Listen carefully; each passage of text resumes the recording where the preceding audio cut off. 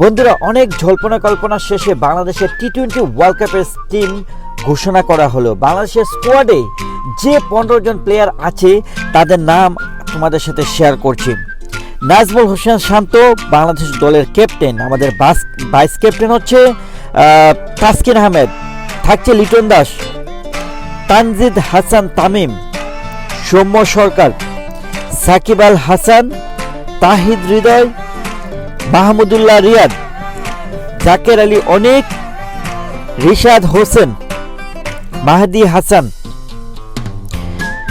মুস্তাফিজুর রহমান, শরীফুল ইসলাম, তানভীর ইসলাম, তানজিম হাসান সাকিব। বন্ধুরা, দুঃখের সাথে বলছি যে আমাদের টিমে যে পার্সনটাকে আপনারা খুব বেশি হতাশ হবেন না দেখে, সে হচ্ছে মোহাম্মদ সাইফুদ্দিন বিপিএল এ এত দুর্দান্ত পারফর্ম করার পর, এবং আপনারা দেখেন যে আসলে সাইফুদ্দিনকে কেন দরকার, আমি যদি একটু আপনাদেরকে এক্সপ্লেন করি। আপনারা খেয়াল করে দেখেন, বাংলাদেশের স্কোয়াডে একজন মিডিয়াম পেস অলরাউন্ডার কিন্তু নেই। এটা কিন্তু আমাদের জন্য একটি দুর্ভাগ্য বলবো আমি। ডেপথ ওভারের যে স্পেশালিস্ট সাইফুদ্দিন, যে কিনা বিপিএল এ চমৎকার পারফরমেন্স করেছে, তার রিসেন্ট পারফরমেন্স এত ভালো হওয়ার পরে তাকে কেন নিল না, এটি খুবই দুঃখজনক। আপনারা খেয়াল করে দেখুন, বাংলাদেশের ব্যাটিংয়ের যে বিপর্যয় ঘটে, আমরা যদি দুটা পেসার নিতাম, ধরুন শরীফুল আর মুস্তাফিজুর, এই দুজনকে নিয়ে কিন্তু আমরা সাইফুদ্দিন সহ কিন্তু 9 জন ব্যাটসম্যান অলরাউন্ডার ধরে কিন্তু আমরা কিন্তু নিতে পারতাম। দলটা কিন্তু স্ট্রং হতো অনেক সাইফুদ্দিন থাকলে। এটা খুবই দুঃখজনক, তাকে নেওয়া হয়নি। আরেকটা পার্সনকে আমি জানি যে আপনারা খুব বেশি মিস করবেন, সেটি হচ্ছে মেহেদী হাসান মিরাজ।